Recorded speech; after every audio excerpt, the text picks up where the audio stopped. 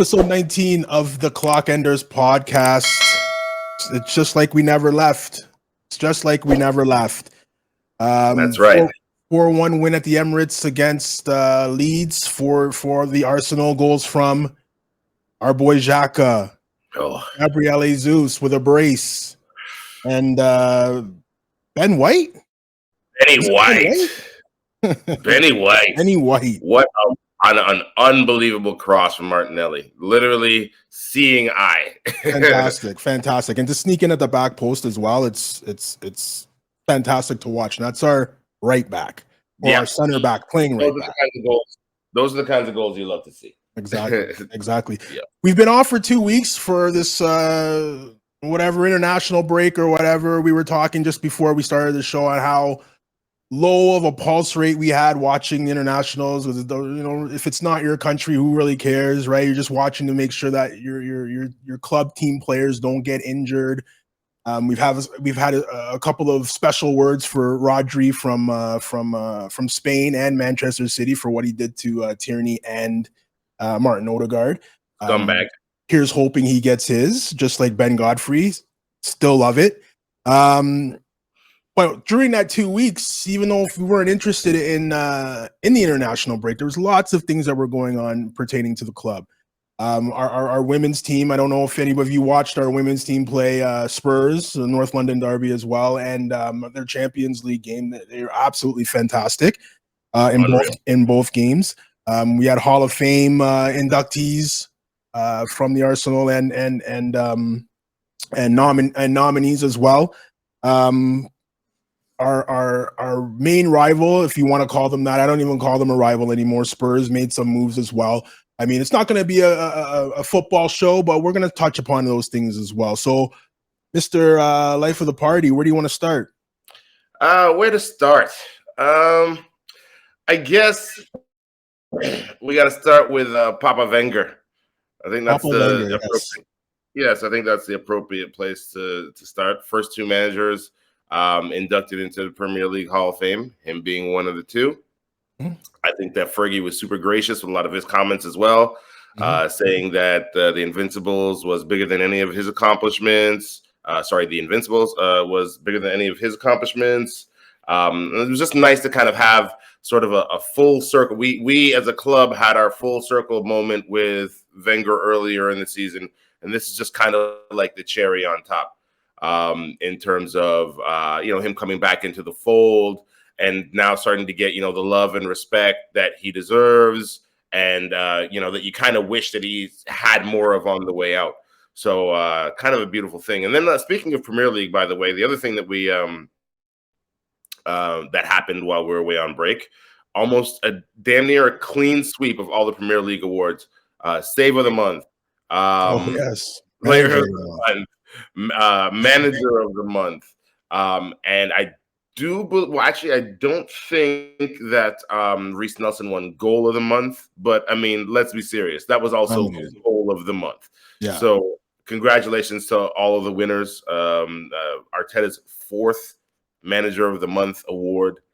That's only been done by two managers ever, Pep and Klopp.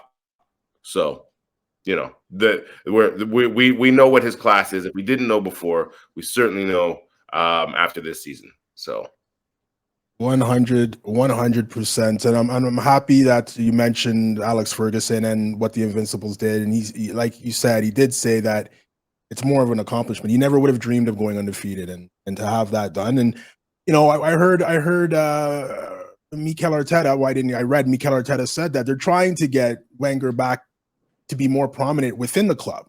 Right. I'm not really sure what went on and why he feels like he's been frozen out of the club or doesn't want to come back to the club, but I think they're doing their best to rectify it. And it's something that's, when you look at Arsenal, it's like you can look at Arsenal, you can look at the men's team, which is what everybody probably does, but it's like we were talking before the podcast. It's not just the team. It's not just the team anymore. It's the whole club. The whole club gets a vibe, and it goes to everyone: the women's team, the youth team, the men's team, the fans, the board. Everybody plays a part. Yeah, I mean, if anybody had any doubts about the revival of our club, that's how you can tell. Look across the board. The work that they're doing from the top is trickling down, not just to the men's team, but good work from the top is going to affect the women's team and the youth sides as well. And it's just, I mean, it's really mind blowing to watch, because how far were we from this 3 years ago? We were so far from this, and it was a lot of it was not even less than 3 years ago. You know what I mean? Like, when did Xhaka throw the armband down? Unai Emery was the coach, so yeah, it's probably 4 or 5 years.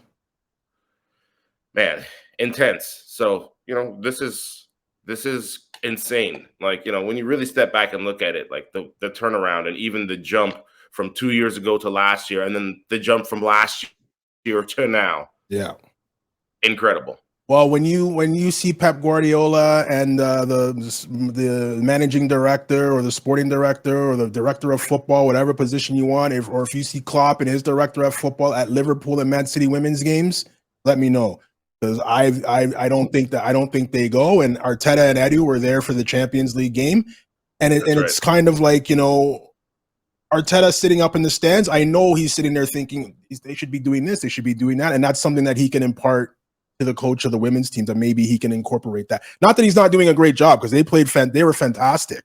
Oh, they played fantastic. Yeah. But I mean, I imagine that it's the kind of environment where everyone's exchanging ideas. That's right. Even I read an interview during the break where Arteta was talking about how we're using Zinchenko and where it started. And he said, it started at Barcelona when I was in the youth teams, and we did a 3-4-3. That's right. And somebody was playing I forget who he said, but somebody was playing that left back position the same way that Zinchenko did. And he said, and then Pep did it. So, it's not even a Pep thing. I'm so happy you said that. I'm known in my circles as the Pep Guardiola hater. I don't hate Pep Guardiola. I just hate people that think that he invented football. Because how he's playing is how Johan Cruyff was playing in 1970. So let's not think that he reinvented the wheel here, okay, guys? Certainly did not. And I mean, the way that, again, Zinchenko today. I mean, the other thing is that he's not just playing this tactic one way. You saw how Zinchenko was today versus like 2 weeks ago or 2 games ago. Yeah, he played it totally different. Right. He played it totally different. Like. Right. There was no drifting. There was way more overlapping runs, still sitting in that midfield spot. And I don't know, man, he's got a nose for danger too. So I never really felt threatened down that side. That's right. I mean, but yes, top to bottom, the club is working like a well-oiled machine. It's hard not to love what's going on, and like through the whole club, not just the men's team, the whole club. It's hard. Going from a club that's on the rise and, taking advantage of all the successes, and then we have another team on the other side of North London there, Spurs, who finally got rid of their manager in Antonio Conte, which I thought was going to happen around Christmas, or maybe just after Christmas, but it took them a couple more months after that to get rid of him. What a shambles.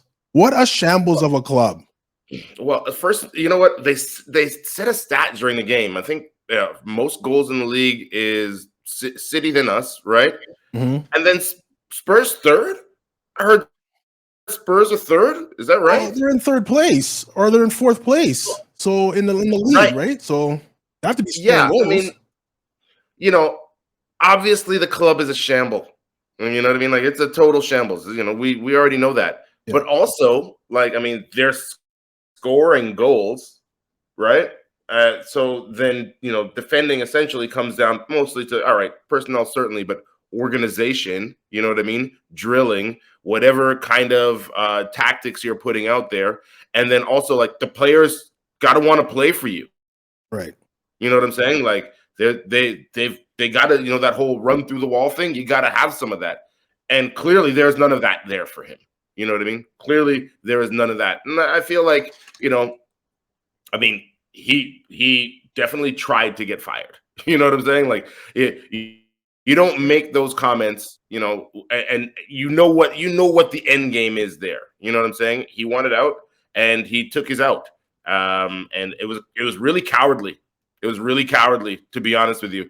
Yeah. And again, I'm obviously got no love for those guys, but throwing everybody under the bus. He threw the equipment guy under the bus, for God's sake. You know what I mean? Everybody was under there.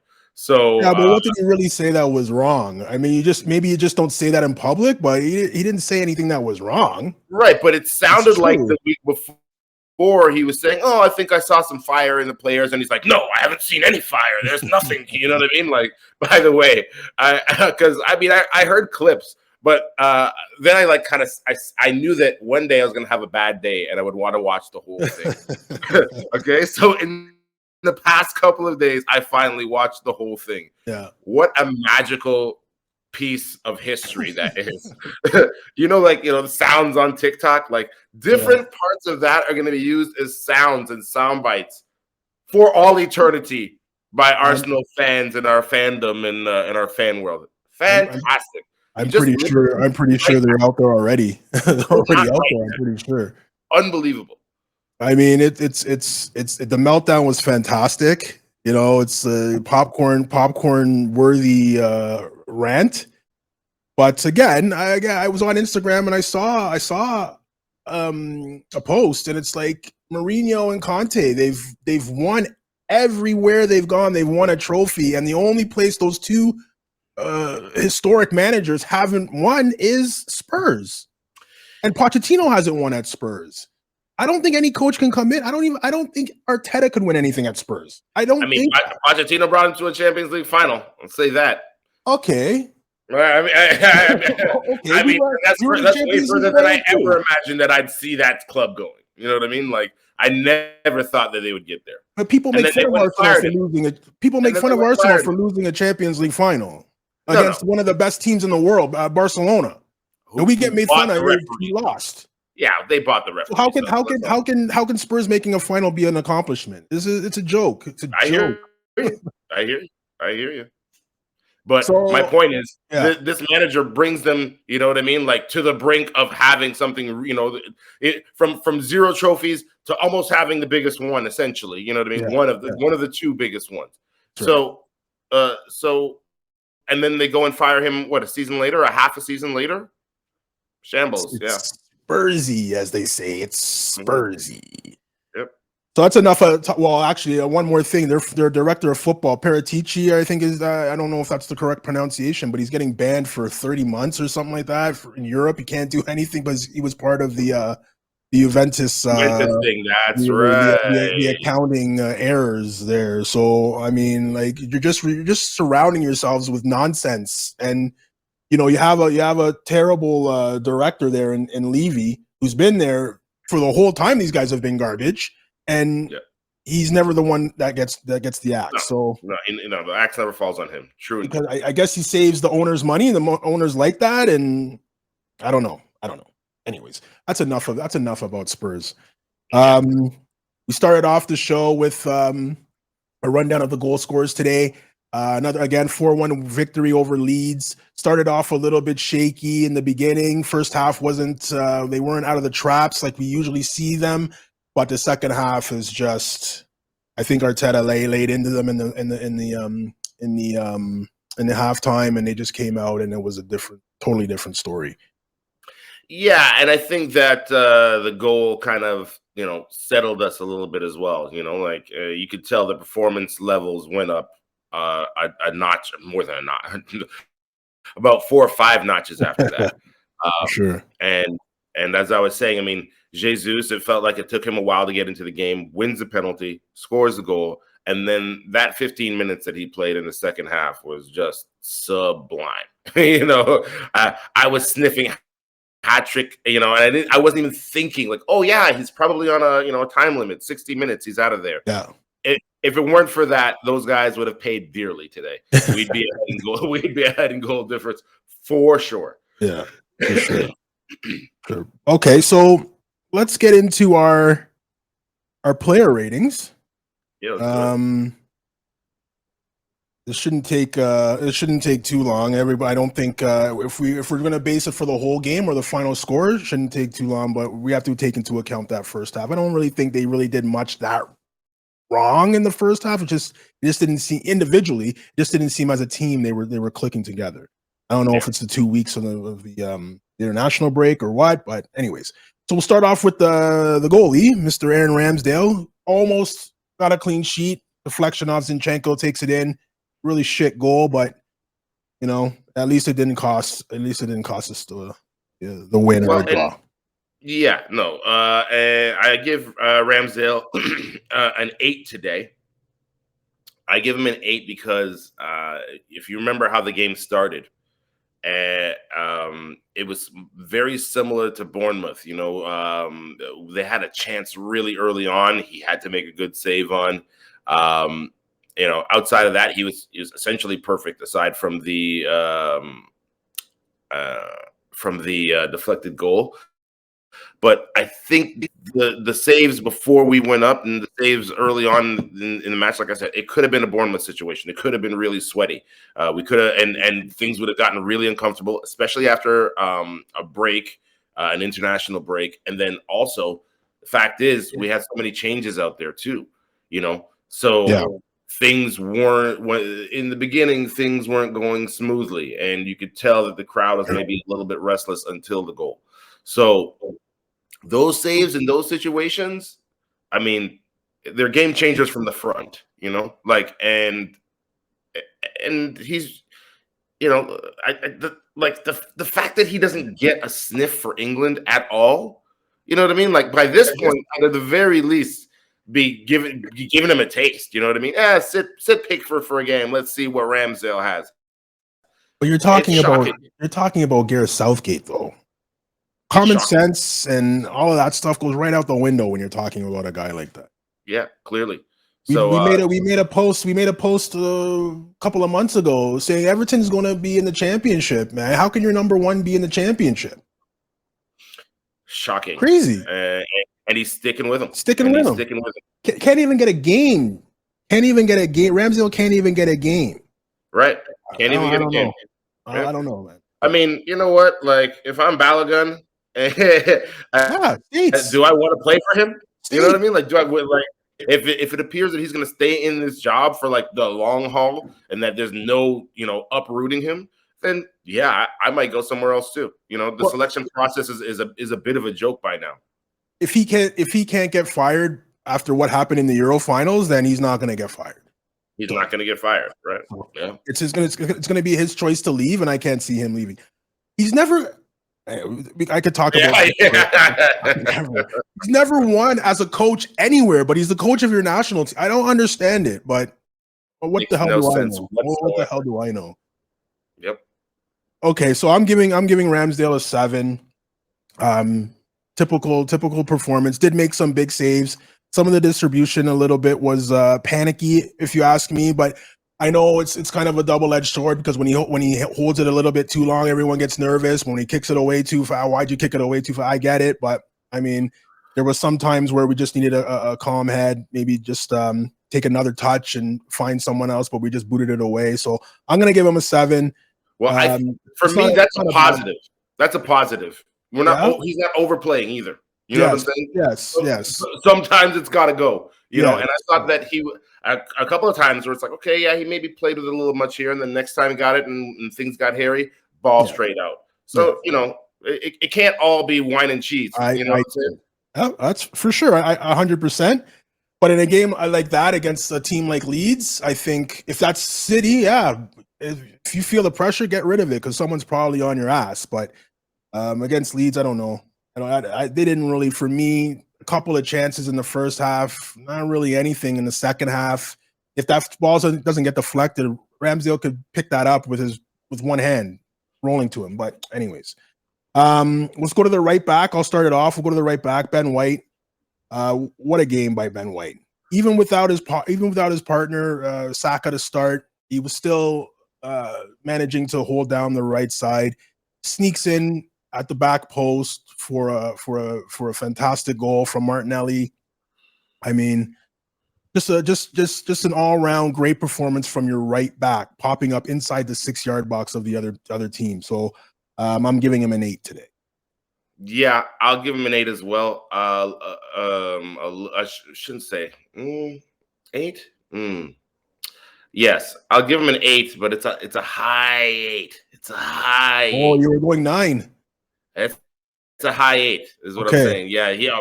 I mean, when your right back scores a goal and is shutting everything down, winding up the crowd on the sidelines. You know what I mean? Like he was up in everything. He was up in everything. You know, the double tackle situation a couple of times. Like he was just, a whiteout. Benny Blanco. Typical whiteout Benny Blanco performance. Call the man by his name. Call him Benjamin. We need to call him Benjamin. You know what I'm saying? Like this guy deserves that kind of respect. Yeah.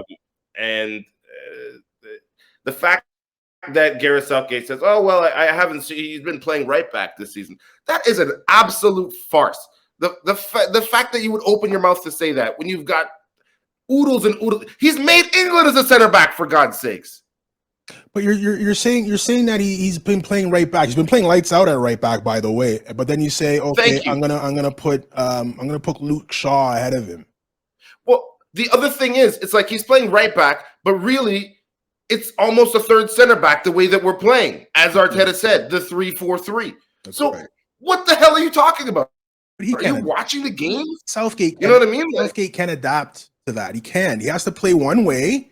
And that's how he has to play. You can't adapt. But my point is, you don't need film on him at center back because he's playing a lot of center back. He's like playing right back. I get it. Yeah, I understand, man. I totally understand. But again, good for us. Don't play Ramsdale. Perfect. Don't play White. Don't pick White. Perfect. That's right. Yeah. Saka playing 90 kind of bothered me a little bit. Playing 90 in a game like that. I don't know, but absolutely. But meanwhile, in the World Cup, you're so anxious to take him off when he's the best player on the field. You know, like, and that's just like the thing is, that's just a couple months ago. You know what I'm saying? It's a joke. It's a joke. He's a joke. English. I put in the. Anyways, I'm not even winning. Blanco, unbelievable. The highest 8 possible. Okay, so we're both 8s. Yours is a little bit higher than mine. His partner and Rob Holding, and I'm gonna let you start. No. Run with it. Run with it. I am so impressed by this guy. And I know it's Leeds, and you're gonna tell me, oh, it's only Leeds. I understand. I don't care who you're playing against. When you haven't played a professional minute in a game for as long as he hasn't, and then step on the pitch and put in performances like that, dust him off, and he's dropping 8s. You know what I mean? Dust him off, and he's good to go. Honestly, like we always make. Well, I mean, me personally, I'm always looking at Rob Holding as like, yeah, okay, he's gonna be a coach. He should be a coach next season because he's never gonna play. Like Saliba's not injured, he doesn't play. But just having Arteta, again, trust Arteta. Arteta knowing that I can count on this guy. He's going to be prepared. He's going to be ready. Saliba's injured. Don't know when he's coming back. Holding slots in. It's like he's been playing the whole season with Gabriel. Yeah, professional performance. It's crazy. I could not be more impressed with Rob Holding. So I mean, unbelievable. Yeah. And I rate that's just more again of the club and Arteta bringing in, be prepared, be ready. If you get your opportunity, be ready to take it. Don't use the excuse, I haven't played in so many minutes. I haven't played. I need to get myself back into, he's always ready to go. And I rate that. I rate that. So I'm giving him a high 8. High 8. Yeah. I'm gonna give him an 8 as well, and it's a high 8. This guy, first of all, let's backtrack to last year. Yeah, before he got injured, when he was called upon to marshal those first calls, again, it was the same thing, right? And again, this guy, as I said before, he's the author of one of the greatest games by a center back ever for Arsenal against Diego Costa, FA Cup final. Yeah, so we know what his pedigree is, and handpicked by Arsene Wenger. Okay, so like the fact that he's been at the club this long, managed to stick, fought through a ton of injuries, fought through different situations, different systems, different coaches. He's managed to still stay, and not just stay in the club, but stay in the club without loans. It's different than Elneny. You know what I mean? Stay in the club without loans. He's been there and he's done it and he's still doing it. And he's happy in his spot, and you never hear any bitching or moaning or complaining out of him. He's got now the best restored hairline in football. Okay, he's rocking the headband. All right, I don't think his hair can get in his eyes. It's not that long yet. Not yet. And still out there rocking it, swagged out to the maximum. Man, I mean, I'm gonna say 8. Okay, but I really mean 9. Okay. Yeah, he was just maybe not even for the performance, but just for being ready. He played against. He came in against Sporting. Been the partner ever since that game where Saliba got injured, and it's looked fantastic. Like I said, it's looked like they've been playing the whole season together. And again, just want to say I'm so happy for him because he was really, a lot of fans have taken out their vitriol over not being in Champions League and not finishing in top 4 and the collapse down the stretch. And they put a lot of it, you know what I mean, on him. I've heard a lot of that. Yeah. And, he's shrugged that off or hasn't noticed or is just continuing to do what he does, which is be reliable stalwart, for the club. 100%. Holdini. I like these high 8s. I really do. I'm gonna start using them more. I'm sorry, I think I said Ben White's partner. I meant I know what you meant. Yeah. Well, Holding's partner now in the middle of the field, Gabriel. That's right. Gabriel, I mean, I don't know, everything just seems so quiet. And he was, and the thing I noticed about Gabriel today is how far up the pitch, especially later on, he was playing, getting into the attack. At one point, he had a volley attempt. I think it was maybe off of a set piece, but he had a volley attempt in the box or a set, maybe like on a recycle after a set piece. He was still in the box. I mean, that's what a player, and the fact is at some point, everyone has kind of, taken a step outside of the 11 of our best 11 at some point, not Odegaard. I mean, even today with Saka, you know what I'm saying? Like, this guy is always there. He's always there. He is our rock. As impressed with Holding as I am for these last 2 games, is as impressed with Gabriel as I've been for this season. And not to keep going back to the international selections and snubs and whatnot, but I mean, I know Brazil's got talent, okay, but if he's not one of your best 4 center backs, you need to reevaluate who's doing your evaluating. Exactly. How you don't call that guy up? And even he made the joke. You mentioned it a couple of weeks ago. I think even he made the joke. Maybe he should start playing basketball or something. Hilarious, but and I think at times he's kind of had he's not been so even tempered.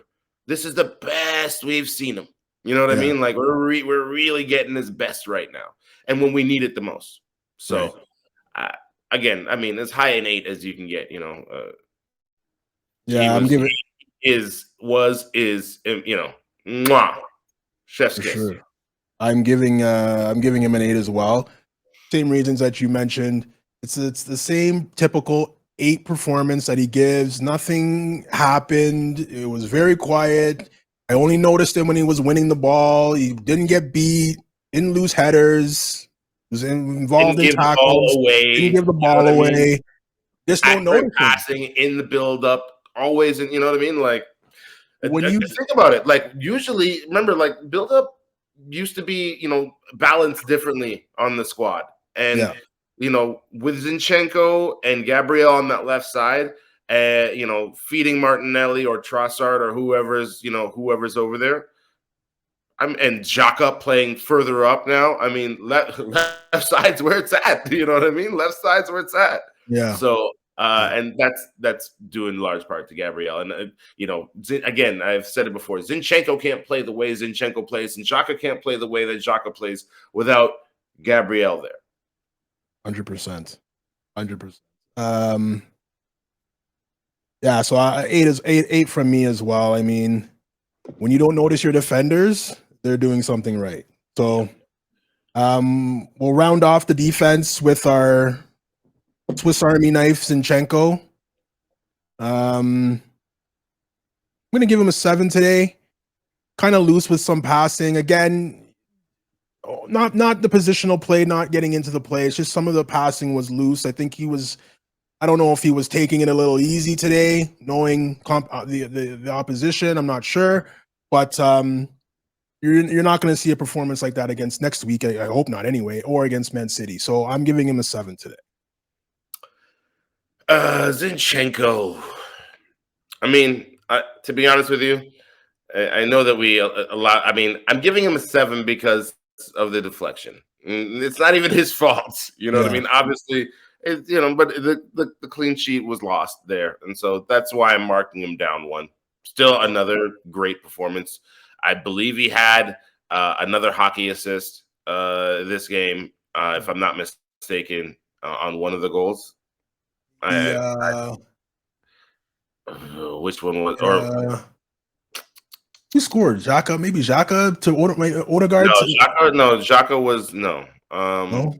I want to say maybe on the Ben White when Martinelli. Oh, it's possible. Right. I'm pretty sure. Either way, he's just. I love the way that he played today because it was more reserved. A more conservative, kind of version of how he plays it. And he played it perfectly and played it with passion. And, every time that you thought, oh, the ball over the top is going to maybe catch us and, there might be a counterattack coming down the right. He's kind of there to just, cut it off at the source. Yeah. And I can't believe City let him come to us. And there was one point, I think I said that in the chat because he did something incredible and I forget what it was. And I was just like, he's unreal. He's really unreal. And that skills, and I don't know if we discussed the skills video that dropped. Oh, yes, that's right. The last one got me.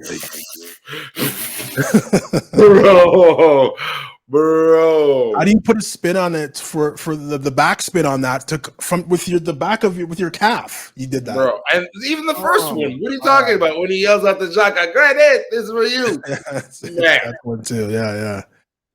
I mean, he is, and since then, everyone's come out and said, again during the international break, there are a couple of interviews that happened. Yeah, Smith Rose, this guy is a joke. Okay, he is technically unbelievable to watch, and he can't believe City let him go, and neither can we. And we thank you for it. Thank you. Is that what 35 mil looks like? Well, at Arsenal, yes, not at Chelsea, But I mean, thank God, thank you, Pep Guardiola, for thinking that you have better players than Zinchenko and Gabriel. Thank you very much. I don't think we'll be coming back for anything that you have now, but thank you for those two because they're going to be hopefully hoisting the Premier League championship this season. Yeah, so you gave a 7, I gave a 7. We'll move into the midfield. Thomas Partey. Again, for me, and I love this now. I love the high 8s. I'm giving him a high 8. I mean, just breaking it up, starting to play, doesn't look bothered. 2 guys on him, turn, play it. Typical. Standard high 8 for Partey, 100%.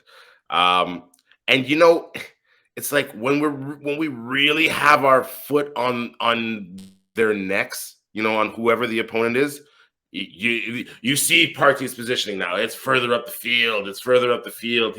He's almost like the source of our hunger, it seems like sometimes, Yeah. And he gets the play going in the other direction so quickly, that's right, all the time, consistently.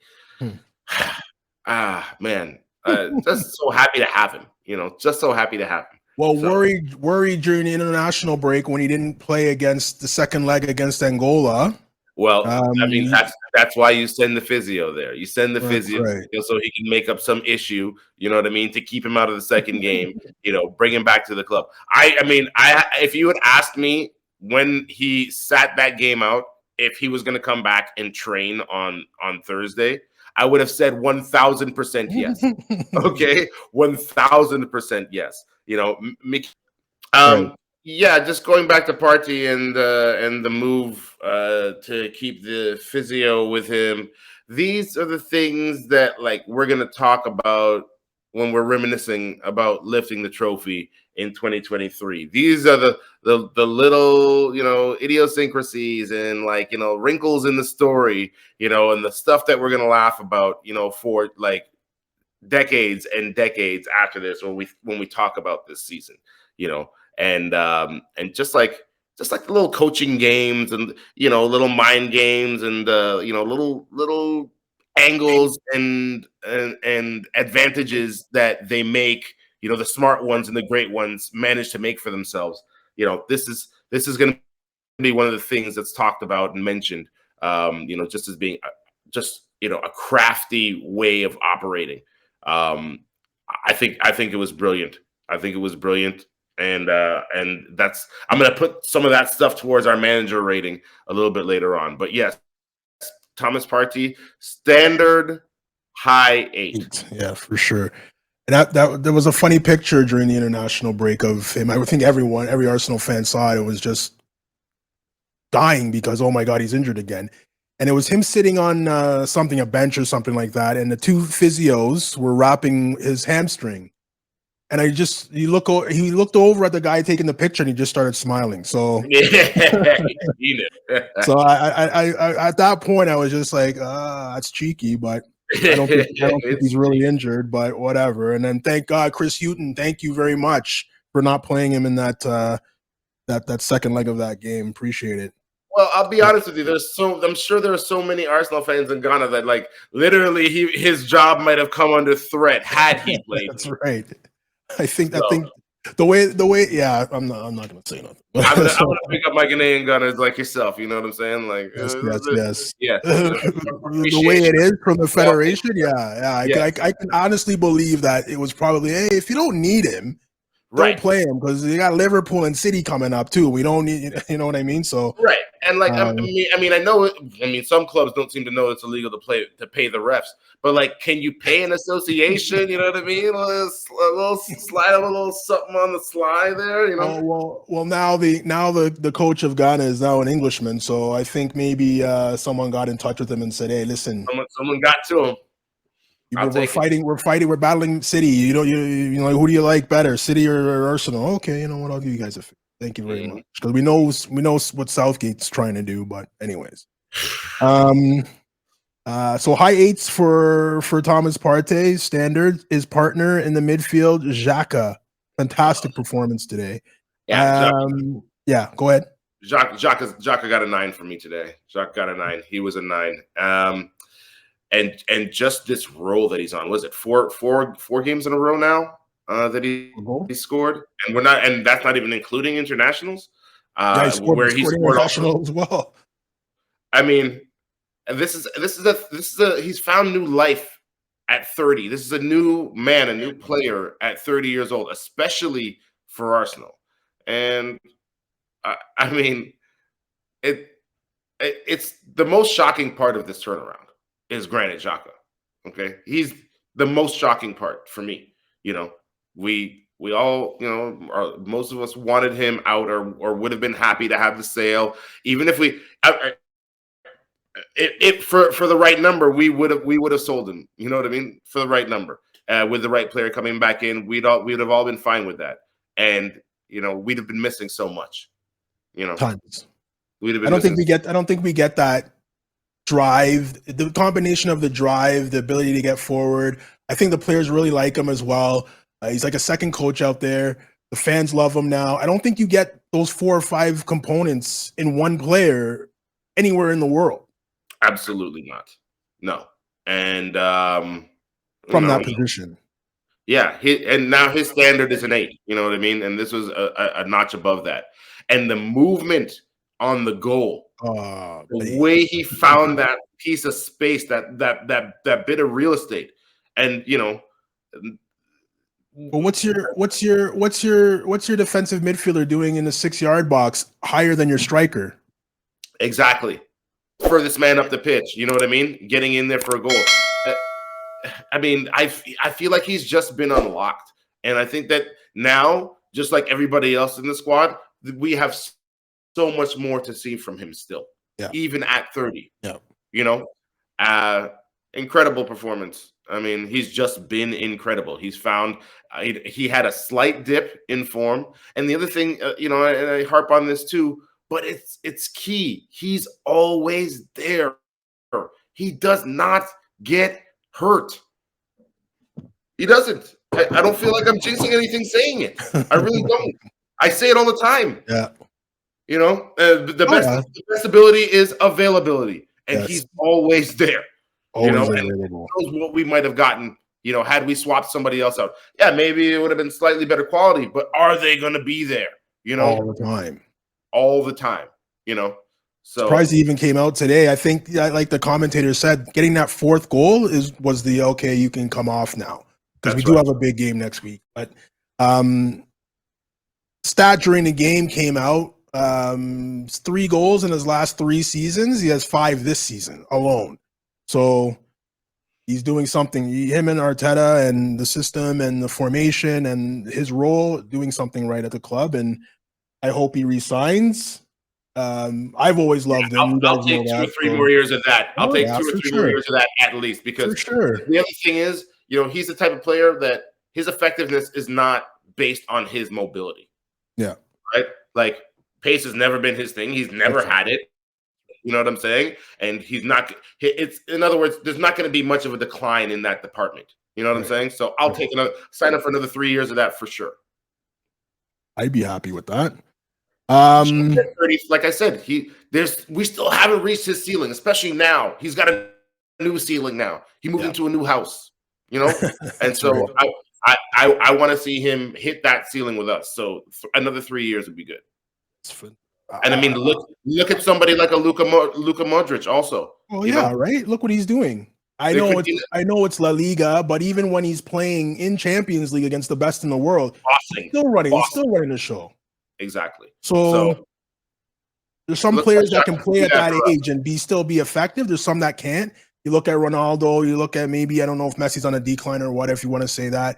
But I think Ronaldo can still give a little bit of something to a European team, but I guess people didn't want to pay him or whatever. But at that age, it's important you take care of your body. And Xhaka's not even close to where the age of Ronaldo. So I like you said, I think he's got another 3 years left to see him see out his career at Arsenal. And hopefully we'll have 2 Premier Leagues and a Champions League to his name by then. So I'm giving him a high 8. As well, I gave Granit Xhaka a higher score than you. Mark this day down. Mark the day down. my guy Xhaka. No April Fools. Oh, it's April Fool's Day. Yes, my guy Xhaka. Though my guy Xhaka. I mean, I was ready to get a jersey when everyone hated him, but I didn't want to get the slack, so I didn't. And now I'm ready to get a Xhaka on the back of a jersey this season. What a turnaround. Exactly. And you gave him a higher mark than me. So, wow. Yeah. The game. The ball is round. The maestro in the midfield, Martin Odegaard. Standard 8, baby. Standard 8. And again, you know, he like, look at our midfield. Hello? Yeah. Look at our midfield. Hello? Cast-offs and unwanteds, it looks like. Again, whoever is doing, I mean, you know, it's Real. I get it. They're loaded, but this has to be one of their biggest regrets. Of course, it has to be. Especially, you know, if they're talking about re-signing Ceballos. Okay? Hello. Well, that and Toni Kroos has lost a step. And again, Modric is the age that Modric is. Not saying that he's declined. We just talked about him. Not saying that he's declining. But eventually... Yeah. You know what I mean? He's going to have to move on. And who do you have coming up? And you had this guy. I don't know, man. I don't know. That's a shocker to me. Standard 8. Standard 8. What's the number on his back? You know, armband business. He just puts it down every week. That's it. Yep. So I'm giving him an 8 as well. I mean, 8s for me. 8s are just, you did your job. Your job level's at a high level. You did your job. It's a high 8 for me. And, you know, mean, there are no passengers on this team. We know that. You know what I'm saying? But the work rate that he gives you from that 8-10, whatever you want to call his position, which it feels like a 10 to me. It's a 10. Yeah. The work rate that he gives you from there, it is indispensable for us. Getting back. He's the captain. The captain. Yep. And just magical feet. He's inspiring. He's entertaining. I want him here forever. I was thinking about two things about him today. When his contract comes up, I think that conversation is probably 10 minutes. He'll sign a 5-year deal like that. I don't even think that's a worry for Arsenal. And just before the game, I was on Instagram and they were showing a piece from All or Nothing. And it was when Mikel Arteta was talking about stripping Aubameyang of the captaincy. And he was talking to one of the guys, and he was like, I have it all written down. I have all documented when he was late, what the conversation was, why it happened, how it happened. I have it all. Just in case we come to this point right now, I can have all of it in front of me and I can read off what he did. And then I'm looking at that was our captain. And now look at the captain that we have now. You'll never hear a word from this guy. He'll be the first guy there, last guy to leave. Even when Tomiyasu gave away the goal to I think it was Kevin De Bruyne against City. He was the first guy over there lifting up his chin. Hey, head up, come on, we got you. Aubameyang would never. He would never. No. I mean, because he was never captain material. Was he captain anywhere else that he ever played? Obviously, Gabon. Big deal. Yeah, Gabon, big deal. Obviously but that's it. He was never a captain. He was never captain material. No. This guy suits us. He fits us. And to be honest with you, his fit has also shocked me. Again, another Mikel Arteta masterstroke. I would have never thought of him for, not say never, but he would have maybe been like third choice for me. He was actually. When we got him on loan, I was just like, who? What? And then you're paying 50. What was it? 50, 40, 30. What was it? 45? 35. 35. What?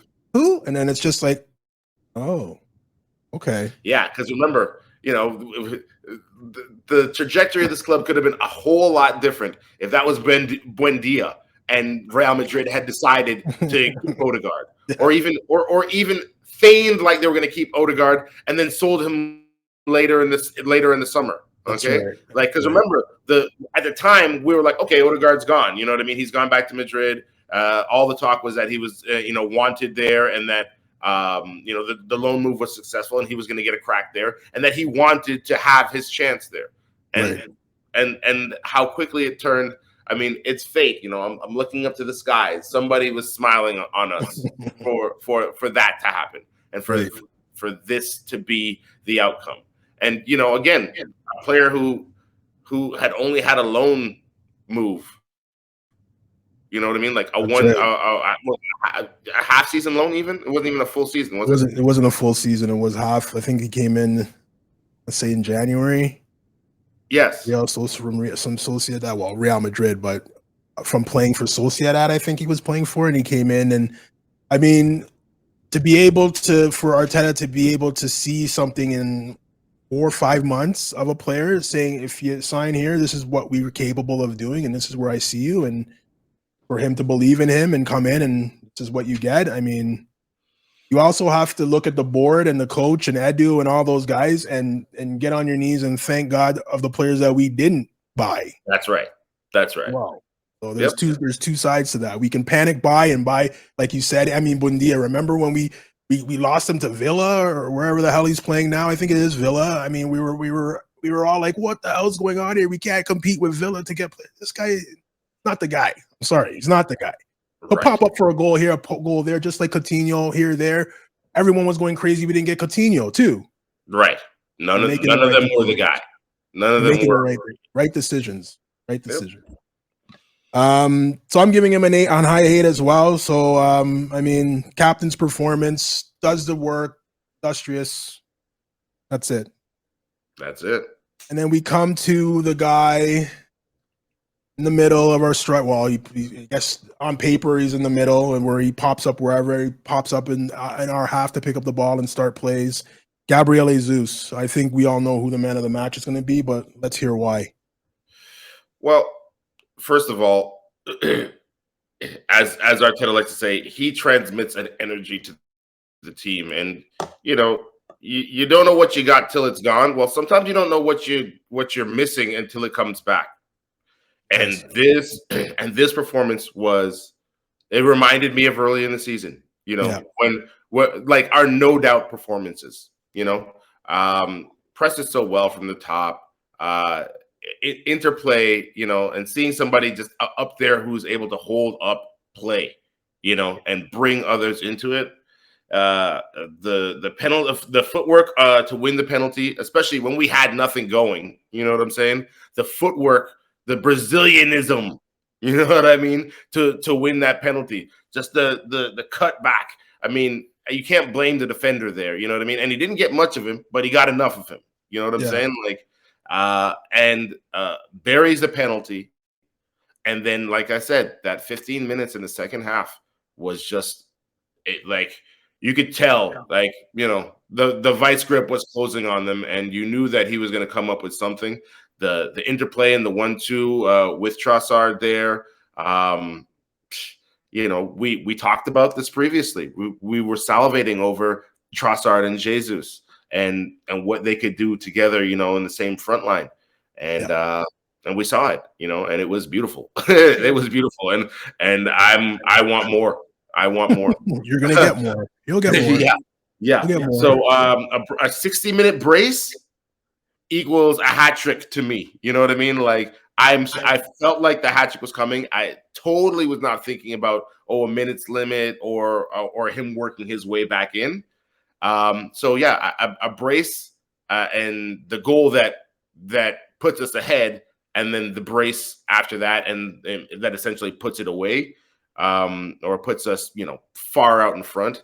And then just like that hunger, you could tell there was a little, like, I mean, he was, he gave him, he wasn't disrespectful, but there was that little bit of like, I wish I could stay in this game, but I'm sure he's gonna rehab. It's all part of the rehab plan. Trust the process, Jesus.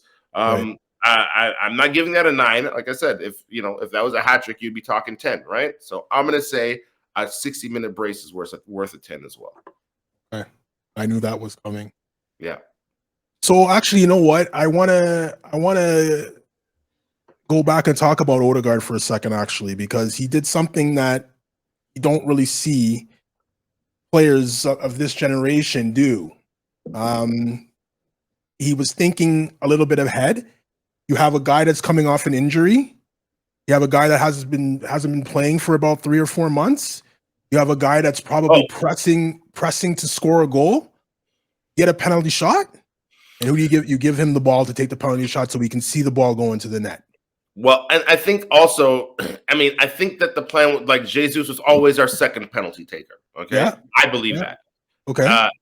What's happening was it was like the shithousery, essentially, right? It was him holding the ball to take all the noise around, Yeah. And then place the ball in Jesus' hands, right? So there isn't, because remember, the whole buzz from the crowd when Jesus had the ball in his hands and put it down, you could hear it. Like, I mean, it was almost like a free throw, but like the crowd was hesitant still. You know what I mean? Like, they knew that they should be quiet, but they couldn't help themselves, right? Another feel-good moment too, captain business. I'm glad that you mentioned that. I thought that was a kind of a cool little bit of the game, and a kind of just key to the good feels as well. That's it.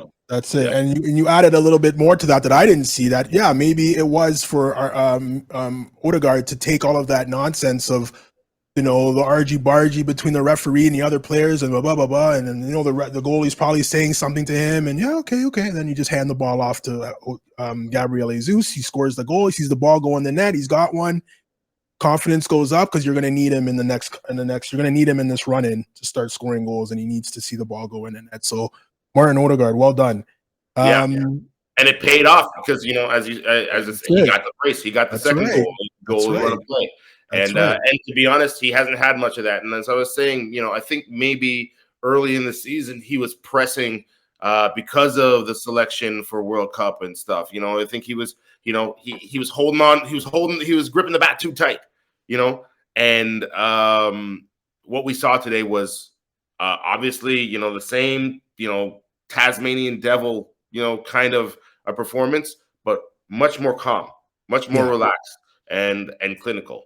And if that's what we get for the rest of the season, good luck. And I cannot, I hate to look forward, but I cannot wait to see him play against City. Knock on wood that he gets there, because he is bringing hell with him. Okay, he'll get picked, sure. Second thing I saw from, I'm giving him a 9, by the way. As I knew you would. 2 goals, 60-minute brace, like you said. What else can you ask from your striker? He started the second goal maybe 30, 40 yards out, and then in 2 passes finished it inside the 6-yard box. So, I don't know how you cover this guy. He's always movement. He's, like you said, Tasmanian devil. He's everywhere. So I don't know. But I just saw one of the things that stood out for me from him today is he brought a ball down from the air with immaculate touch. Second touch, popped it over the guy's head before he got fouled. But I was just like, yeah, you know what? That doesn't seem to me a guy that's rusty. That doesn't seem to me to be a guy that hasn't played in 4 months or 3 months, or this is only his second or third game back from a long-term injury. Just if you guys are able to see that, maybe it'll be on Instagram as a clip somewhere. But he brought the ball down out of the air, and next touch popped it over the guy's head. Like unbelievable for me. Yeah, his joy for the game and love of playing was already quite evident. But now him coming back from injury, you can feel it. You can feel it. He loves being out there. And like I said, you could see when he went off upset. Maybe it wasn't about the hat trick. Maybe it was just, I'm finally back and getting game time and being able to have this grass under my feet. And you can tell he loves it, man. He loves it. I think he just wants to help. Yes. And he's sitting on the sidelines, helpless, can't help the team. I think he just wants to help. I think the same thing as you just said. I don't think it's about getting a hat trick. I think it's about being out there. I've watched this long enough. I've been on the sidelines watching long enough. Just want to be out there to help. Right. It's one thing to win a Premier League if they win it. It's one thing to win a Premier League and be a part of it and play. But I think it's something that he would look at it like, we did win, but how much did I contribute? I don't think I contributed enough to be really happy with it. So, he would think that, but in reality, it's more about the culture change than anything else. And he's 50% of that. That's right. Sure. So 10 from you, 9 from me, which is a fantastic score. We'll go to the left side. We'll start with Martinelli. Yeah, what did he do wrong? You know what I'm saying? Nothing. Not much. Nothing. Not much. Again, standard 8 for him. I still think, the fact is, the best is yet to come from him. And funny enough, I heard a criticism or read a criticism about him. Oh, he's got 14 goals, but coming from the wing, he's only had like 2 or 3 assists this season. Oh, and they said, oh, those numbers have got to go up. Well, he got one today. Yeah, that's seeing eyeball to Ben White to close. That is eye of the needle business. Okay, that is dirty. If that was, pick a player, you know what I mean? And if that's Messi, that's running the internet right now. Or Rashford even. Thank you. Okay. Rashford to Luke Shaw. So a standard high 8 for Martinelli. And he was there for us when we needed him too. These previous few games, he just shows up and he only knows one speed and one way to play. And glad he's on our side, man. Glad he's on our side. I would not want to be watching my right back have to deal with that for 90 minutes.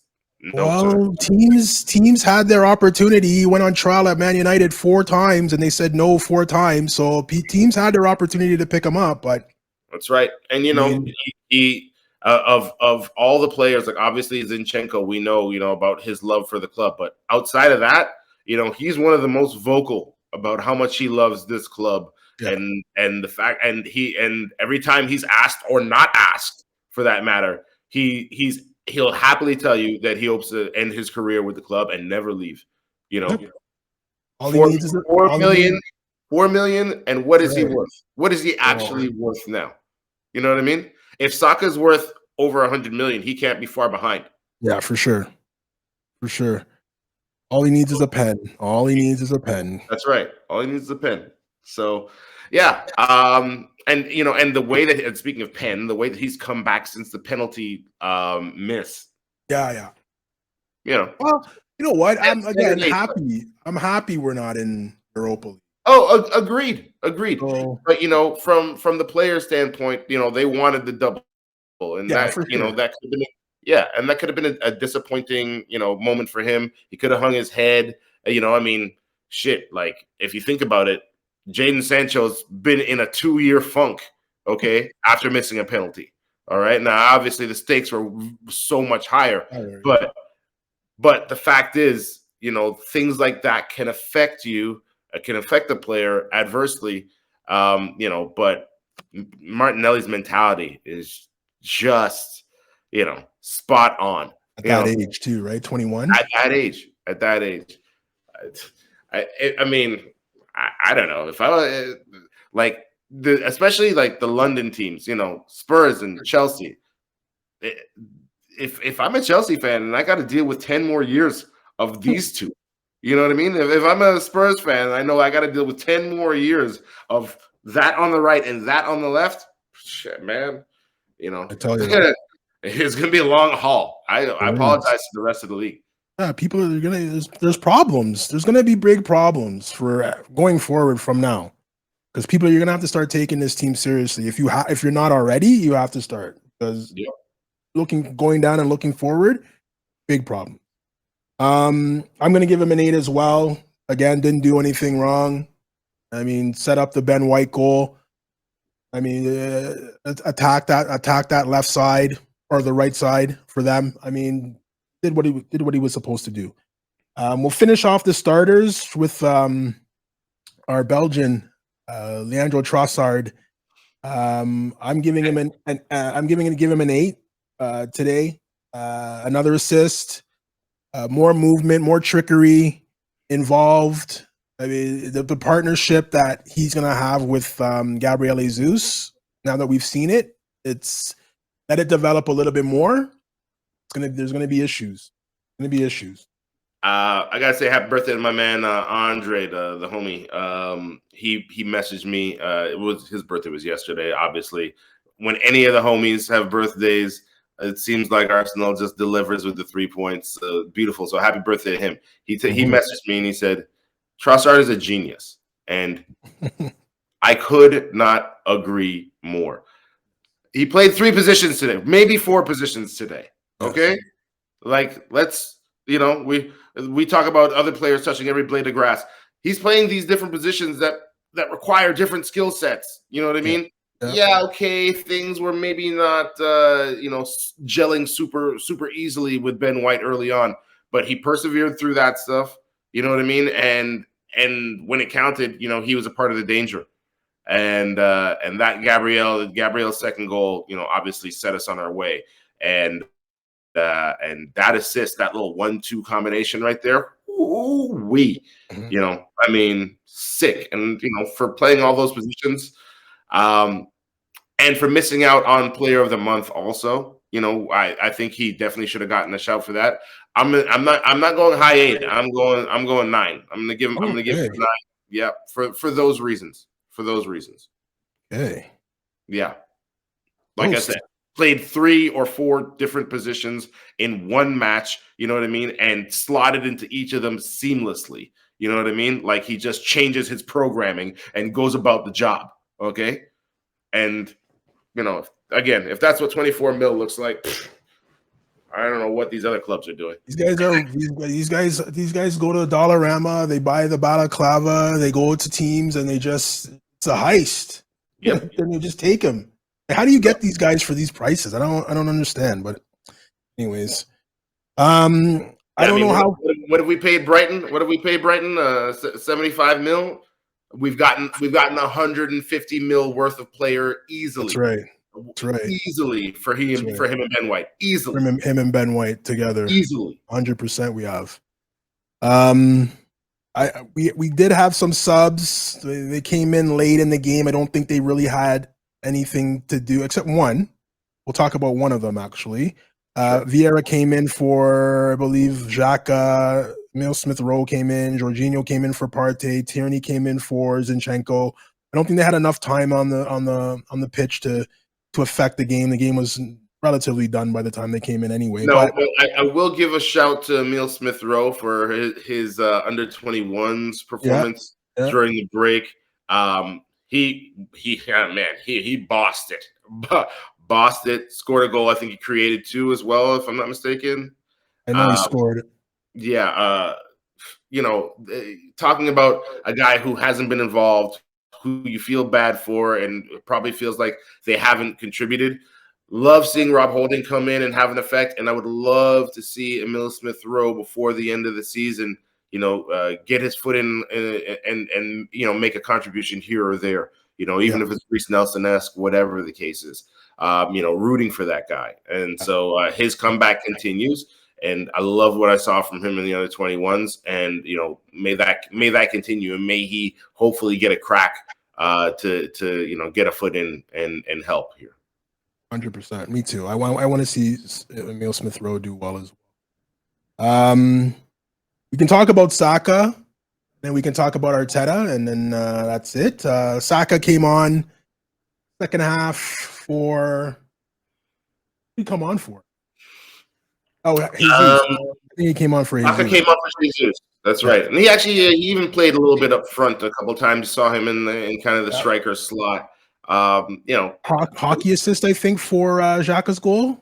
Right. If I'm not mistaken. And, just like he goes out there. I mean, I got to call it a 7. I'll call it a 7. And I guess he was sick. Was that the story? Honestly, I don't believe anything that comes out of Arsenal. So yeah, I guess he was sick. I mean, to be honest with you, he was the most used. He was the most used and abused player during the international break. Also, so for whatever reason, I kind of liked him starting the game on the bench and being one of our impact players. What are they called? Impactors. What does he call our substitutes now? Arteta. Yeah, he changed it up or something. Yeah, exactly. He switched the terminology, and so I loved having him come on in that situation, and he's our everything as well. He's our everything. He's our talisman. He's apparently 300,000 a week walking, according to reports. And worth every penny. So you can pay Aubameyang 350, or you can pay Saka 300. I think you're getting a bargain there anyway. So I mean, the question is where do we go after this? Where's the next? You know what I mean? What's the next top up going to be? Yeah, but I don't think he's the type of guy that's going to be. Well, you paid me 300,000 a week you gave me that contract I'm talking when his contract's up 5 years ago. Now I want 400. I don't think he's that type of guy. I think he might not be that guy, but his agent. Oh yeah, I'm sure his agent is, but I think he comes from a family that's be grateful for what you have. Don't get too greedy. Not an Aubameyang family where he has to buy 800 cars a week. So I think he's gonna be. I think he's not that type of guy. But again, we'll see when he signs and it comes up. We'll see what happens. I'm giving him a 7 as well. 30 minutes, come in, hockey assist. What else do you want this kid to do? Tricky game at Anfield on Sunday, so get everybody their rest. And I think this is what the kind of game that Arteta pictures when he goes to bed. Done and dusted by half, get everybody off the field, clean sheet, let's get out of here and go to the next one. So it took 60 minutes, but at least guys got off their feet. And we'll go to Arteta's rating right now, the last one for the day. What are you giving our manager? This fool don't miss. You know what I mean? He does not miss. Like, I've never like rooted for a team whose coach I believed in so much. You know what I mean? Like, and whose decisions I just can't argue with, you know?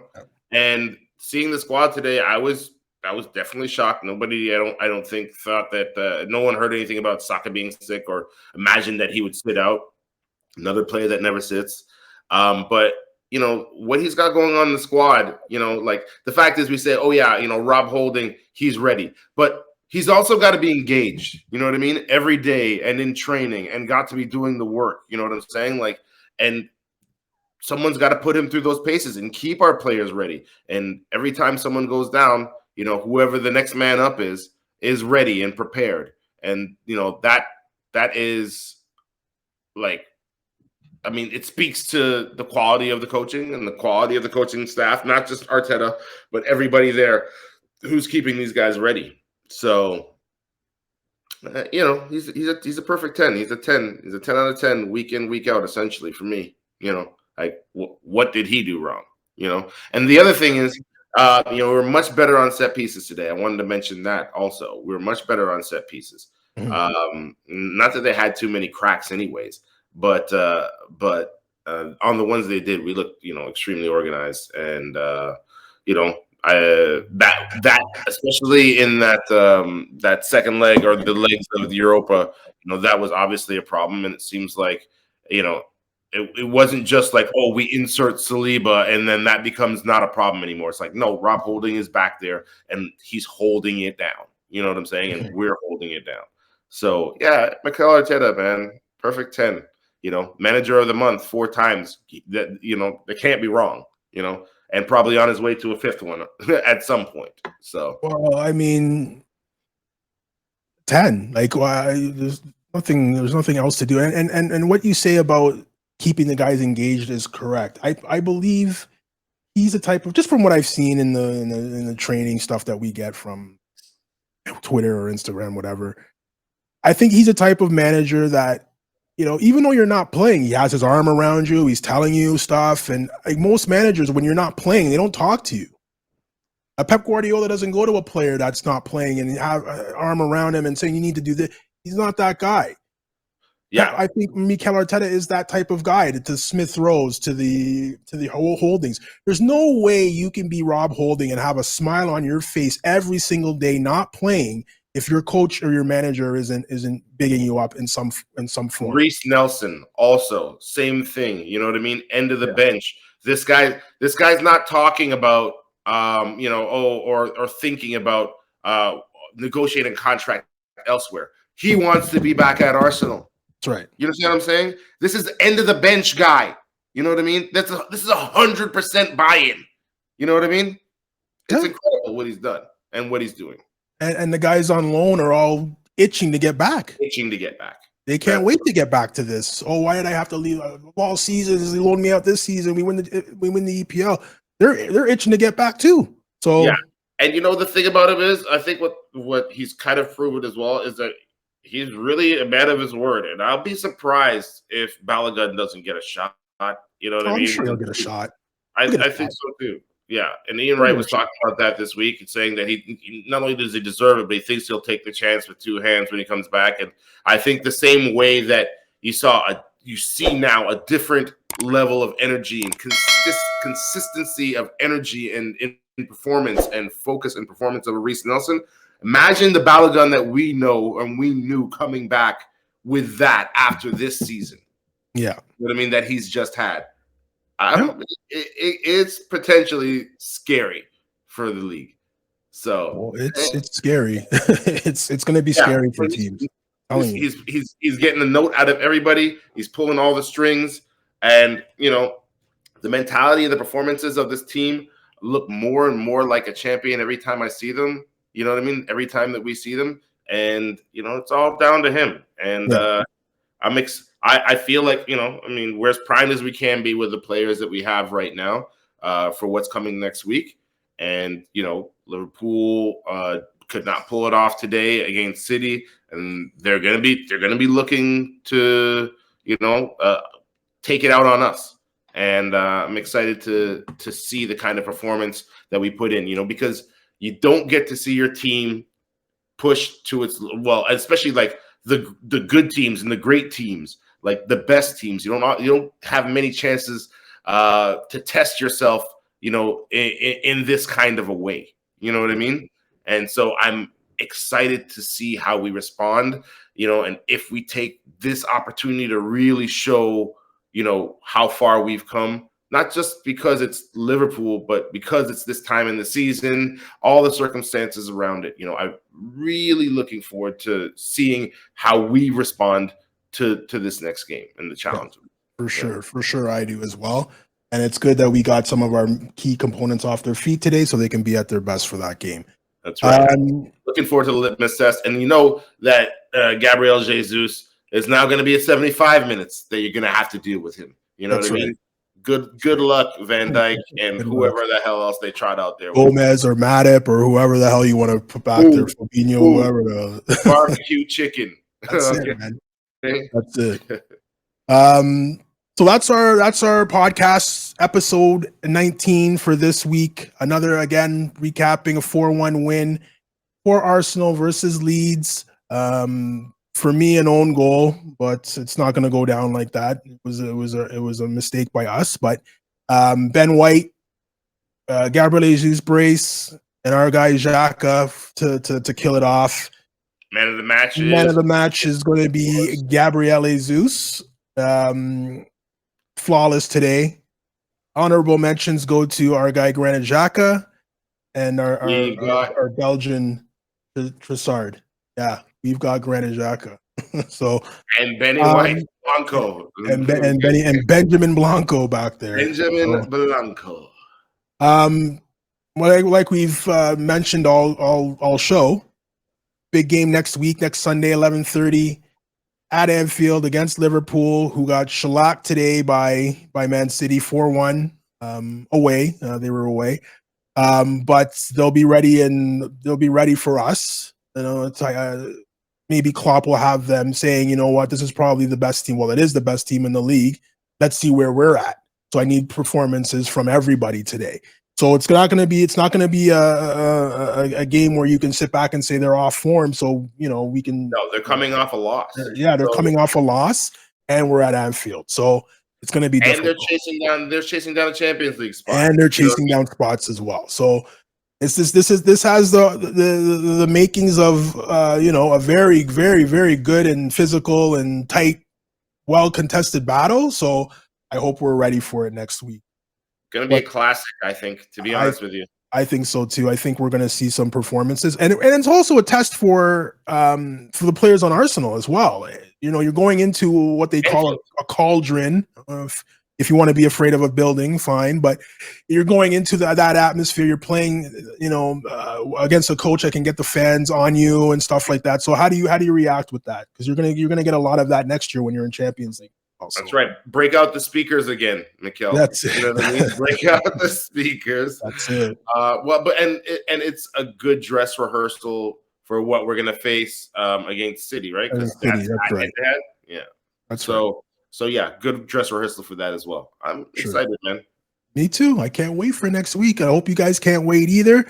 So much fun. This is so much fun. This is all I ever wanted. This is all I ever wanted. Just to be in a race. Remember at the start of the season, we had that little scenario, and we should go back to maybe one of the earlier podcasts, and we can bring it up maybe next week. Yeah. But remember, I think I posed a question like, would you rather compete? Oh yes. Right? Yes. Rather compete in the league and not win a trophy, or win a trophy, right? Like FA Cup or Europa, and not be in the hunt, just finish in the Champions League places. And I think we all chose compete in the league. Want to be in the race. Why? Because it would show what our actual progress is.